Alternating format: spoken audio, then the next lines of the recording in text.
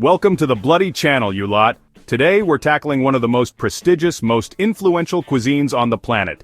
French food. Yeah, you heard me right. We're diving headfirst into the world of buttery croissants, rich coq au vin, and delicate pastries that'll make you cry.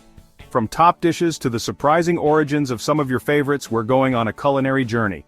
We'll be exploring the heart of French cooking, uncovering the secrets behind its global domination, and I'll be giving you the no-nonsense truth about what makes this cuisine so damn delicious. So, buckle up, get your aprons ready, and for God's sake, sharpen your knives. We're about to embark on a French food adventure that'll leave you stuffed and wanting more. French cuisine, you see, isn't just about the food. It's about history, tradition, and a relentless pursuit of perfection. For centuries, French chefs have been at the forefront of culinary innovation, influencing kitchens from Tokyo to bloody New York City. It all started back in the day with those snooty French monarchs and their lavish feasts. These royals demanded the best, pushing their chefs to create elaborate dishes bursting with flavor. And let me tell you, those chefs delivered. They experimented with new techniques, exotic ingredients, and created a culinary legacy that still reigns supreme. Now, you can't talk about French cuisine without mentioning the Michelin Guide. This little red book has been striking fear into the hearts of chefs for over a century. Getting a Michelin star is like winning the culinary lottery. And French restaurants, they've got stars coming out of their arse. French cuisine is also about the simple things: fresh bread, ripe cheeses, and the finest wines. Let's talk about the bloody croissant, shall we? This iconic pastry, with its delicate layers and buttery aroma, is practically synonymous with French breakfast. But let me tell you, getting those layers light and airy, that's an art form in itself. It's all about the lamination, you see. That's the process of folding butter into the dough, creating hundreds of thin, ethereal layers. You need the right technique, the perfect temperature, and a whole lot of patience to get it right. One wrong move and you'll end up with a greasy, dense mess. But when it's done right, oh boy, it's a thing of beauty. That first bite, the crispness of the pastry giving way to soft, buttery layers, it's enough to make you want to slap your granny. Coq au vin, or rooster and wine, is one of those classic French dishes that just screams comfort food. It's a hearty, rustic stew that's been warming bellies for centuries, and for good reason. It's bloody delicious. Now, traditionally this dish was made with, you guessed it, rooster, tough old birds that needed a long, slow braise to become tender. But these days, chicken is the way to go. It's more readily available and cooks up beautifully in this rich sauce. The key to a good coq au vin is all in the braising liquid. We're talking red wine, bacon, mushrooms, onions, herbs, the whole shebang. This mixture simmers away, infusing the chicken with incredible depth of flavor. And don't even get me started on the bacon. It adds a smoky, salty element that takes this dish to the next level. Serve it up with a side of creamy mashed potatoes or crusty bread for soaking up all that delicious sauce. Listen up, you lot. Just because we're talking about French cuisine doesn't mean it's all about butter and cream. Take ratatouille, for example. This Provençal vegetable stew is proof that you can have your veggies and enjoy them too. Some folks might think ratatouille is boring, but they couldn't be more wrong. When done right, ratatouille is a flavor bomb. It's all about using fresh, ripe vegetables. Tomatoes, eggplant, zucchini, peppers, and cooking them slowly. The key is layering the flavors. Start by sautéing onions, garlic, and herbs, then add tomatoes to make a rich sauce. Then add the vegetables, add them one by one. Some like it chunky, others prefer it smooth. Season it properly with salt, pepper, and fresh herbs to elevate the dish. Alright, you lot, prepare to have your minds blown, because we're about to tackle one of the biggest culinary controversies of all time, the origin of the almighty French fry. Now, I know what you're thinking. Gordon, they're called French fries, they must be French, right? Wrong. Believe it or not, those crispy, golden sticks of potato goodness actually originated in, wait for it, Belgium. Yeah, you heard me right. The Belgians claim to have been frying up potatoes since the 17th century, long before the French caught on. Now, there are different stories about how these fried potatoes ended up with the name French. Some say it's because American soldiers stationed in Belgium during World War I were introduced to the dish and, thinking they were in France, called them French fries. But honestly, who cares about the bloody history? The important thing is that French fries, whether they're Belgian or French, are bloody delicious. Remember those buttery, flaky croissants we talked about earlier? The ones that are practically synonymous with French breakfast? Well, get ready for another shocker because the croissant isn't even French. Yeah, you heard me right. That iconic pastry actually traces its roots back to Austria, where it was known as the Kipferl. The Kipferl was a crescent-shaped pastry, often made with nuts or jam, and it's said to have been inspired by the crescent moon on the Ottoman flag.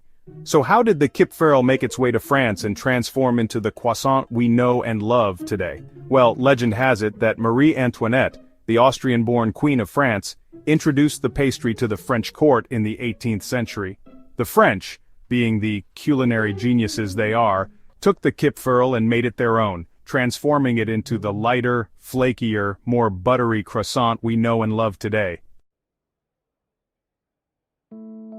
Listen up, you lot, because we're about to delve into the heart of French cuisine with a dish that's as classic as it gets, quiche Lorraine. This savory tart, hailing from the Lorraine region of France, is a testament to the French ability to turn simple ingredients into pure culinary magic. Now, quiche Lorraine is all about the crust. We're talking a buttery, flaky pastry that's strong enough to hold the rich filling but delicate enough to melt in your mouth. It's the kind of crust that takes time, patience, and a whole lot of butter to perfect. But trust me, it's worth the effort. The filling itself is a thing of beauty, a creamy mixture of eggs, cream, and bacon, seasoned to perfection with salt, pepper, and a touch of nutmeg.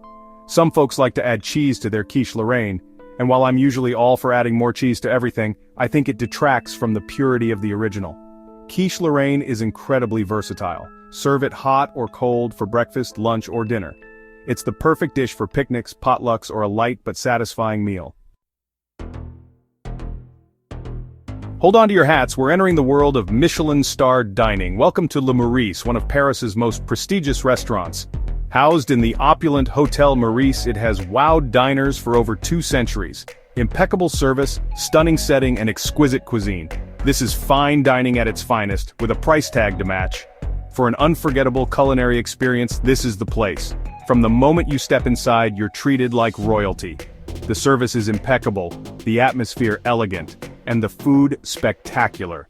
Chef Alain Ducasse leads the kitchen, known for his innovative French cuisine. Using the finest ingredients, Ducasse creates dishes that are beautiful and delicious. Expect the unexpected at Le Meurice. Ducasse's menu is always evolving, offering creative and flavorful dishes. Le Meurice is more than just a restaurant, it's an experience.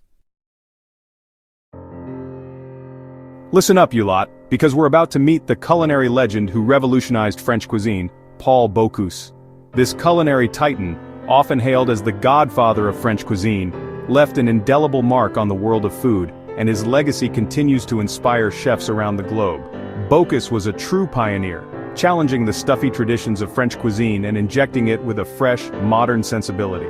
He was all about using the freshest, highest quality ingredients and letting their natural flavors shine through.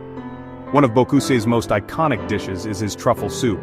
This luxurious soup, created in 1975 for the then French president Valéry Giscard d'Estaing, is a testament to Bocuse's culinary genius. It's a simple dish, made with just a few ingredients: black truffles, chicken broth, foie gras, and puff pastry. But the combination of flavors and textures is simply divine. Bocuse's influence can be seen in restaurants around the world. Alright, you lot. Pack your bags and get ready for a culinary pilgrimage to one of the most enchanting restaurants in the world, La Colombe d'Or in Saint-Paul-de-Vence, France. This legendary establishment is more than just a restaurant. It's a living, breathing art museum where culinary masterpieces are served amidst a backdrop of priceless works of art. Nestled in the heart of the French Riviera, La Colombe d'Or has been a haven for artists, writers, and celebrities for decades. Picasso, Matisse, Chagall, they all dined here, leaving their mark on the restaurant's walls with original paintings, sketches, and sculptures. Imagine dining beneath a Calder Mobile, sipping wine next to a Leger mural, or enjoying dessert with a Braque painting as your backdrop. That's the magic of La Colombe d'Or. It's a place where art and cuisine collide, creating an experience that's both visually stunning and gastronomically unforgettable. But don't let the art distract you from the food. La Colombe d'Or's menu is a celebration of Provençal cuisine, featuring fresh, seasonal ingredients and traditional dishes prepared with a modern twist. Think grilled fish with artichokes and tomatoes, roasted lamb with rosemary and garlic, and lavender creme brulee. So, there you have it, you lot. A whirlwind tour of French cuisine from its rich history and global influence to its most iconic dishes and legendary restaurants. I hope this culinary adventure has whetted your appetite for all things French. If you enjoyed this deep dive into the heart of French cooking, don't forget to give this video a thumbs up and subscribe to the channel for more culinary adventures. We've got a lot more deliciousness in store for you. Now tell me, you lot, which French dish are you most excited to try? Let me know in the comments below.